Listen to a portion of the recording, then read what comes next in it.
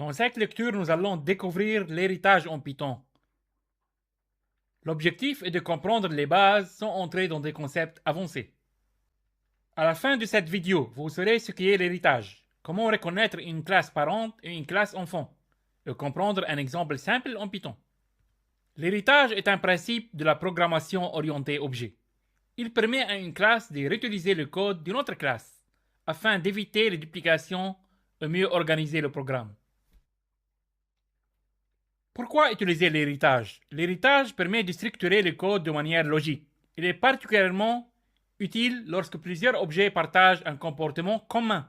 Par exemple, un chien est un animal. Ici, nous définissons une classe parente appelée animal. Elle contient une méthode simple appelée manger, qui pourra être utilisée par toutes les classes qui héritent de animal. La classe chien hérite de la classe animal. Elle récupère automatiquement ses méthodes. Elle peut également définir son propre comportement comme aboyer. Lorsqu'on crée un objet chien, il peut utiliser à la fois les méthodes de sa propre classe et celles héritées de la classe animale. Pour résumer, l'héritage permet de réutiliser du code existant. Une classe enfant hérite du comportement de la classe parente. L'important est de garder l'héritage simple et lisible. Dans cette lecture, nous allons voir comment redéfinir une méthode en Python, un concept appelé override très utilisé avec l'héritage. L'objectif est de comprendre comment une classe enfant peut modifier un comportement hérité d'une classe parente sans complicité inutile. L'override consiste à redéfinir une méthode héritée. La méthode porte le même nom que dans la classe parente, mais son comportement est différent. Ici, la classe animale définit une méthode parler. Cette méthode représente un comportement générique comme à tous les animaux. La classe chien hérite de animal, mais redéfinit la méthode parler pour fournir un comportement plus spécifique. Lorsqu'on appelle la méthode parler sur un objet chien, Python utilise automatiquement la version définie dans la classe enfant. Le message affiché correspond à la méthode redéfinie. La méthode du parent est remplacée par celle de la classe enfant.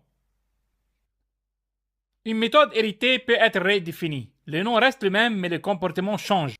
L'override permet de spécialiser une classe simplement. Dans cette lecture, nous allons découvrir le mot-clé super en Python. Nous allons voir comment l'utiliser et pourquoi il est très utile avec l'héritage. L'objectif est de comprendre le rôle du super, de savoir dans quel cas il est nécessaire et de voir un exemple simple et concret. Le mot-clé super permet d'appeler une méthode définie dans la classe parente depuis une classe enfant. Il est souvent utilisé avec le constructeur. Ici, la classe animale définit un constructeur qui initialise l'attribut nom. Ce comportement est commun à tous les animaux.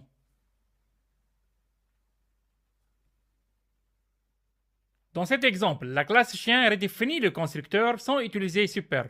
Cela fonctionne, mais on duplique le code du parent. Ici, super appelle le constructeur de la classe parent. Le comportement du parent est conservé et la classe enfant peut ajouter sa propre logique.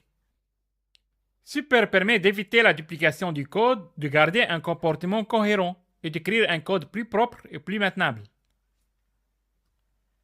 Super permet d'appeler la classe parente.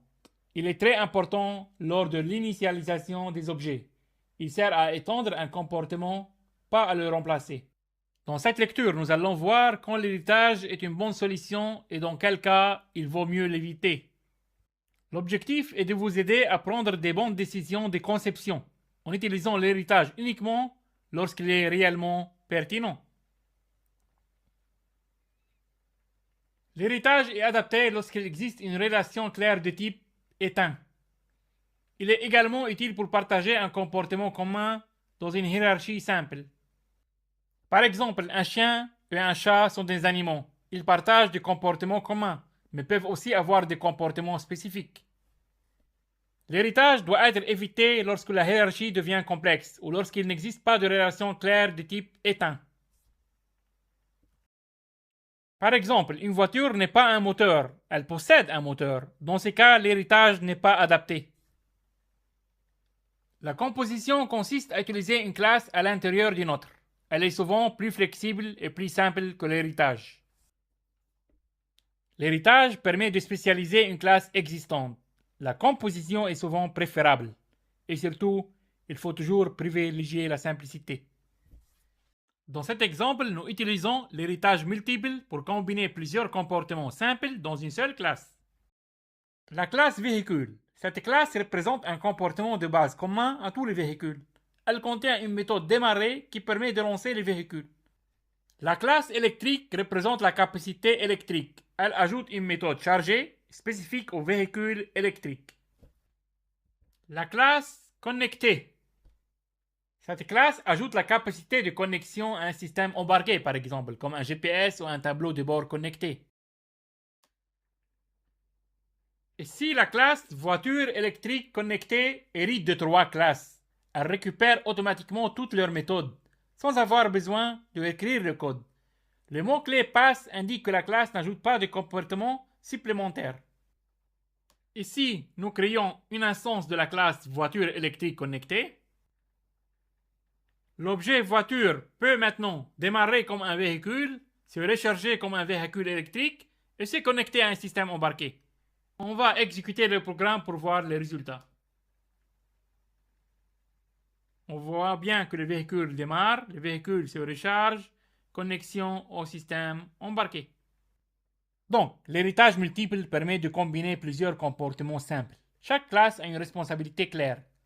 Tant que le design reste simple, c'est une bonne pratique. Si la logique devient complexe, on préfère la composition plutôt que l'héritage multiple.